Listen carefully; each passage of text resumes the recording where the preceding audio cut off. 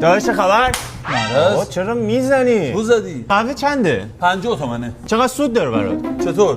حالا همینجوری 20 تومن. چند تا قهوه در روز میفروشی؟ چطور؟ همینجوری حالا 2300 تا. 200 تا 200 آره. 20 تومن روز 15 میلیون دخترم میاد؟ آره بعضی موقع میاد. ای 150 میلیون در ماه دختر حال میکنی دیگه.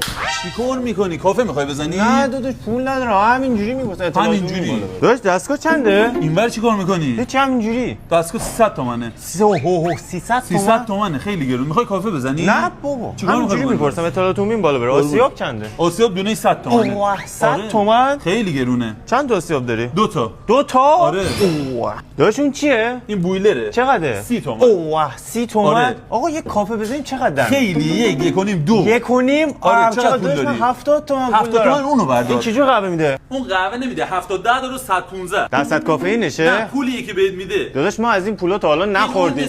من نمیفهمم تو چی میگی. بی با مسئول شرکت این صحبت چیه؟ کن. دستگاه ماینر 70 تومانی ماهی 10 میلیون بهت میده، 100 تومانی ماهی 15 تومن. قانونی. من باید چیکار کنم؟ هیچ مهارتی نمیخواد، فقط میزنی به برق. مصرف برقش هم ارزی کولر گازی 7 سال کارم همینه. حالا برو بیرون.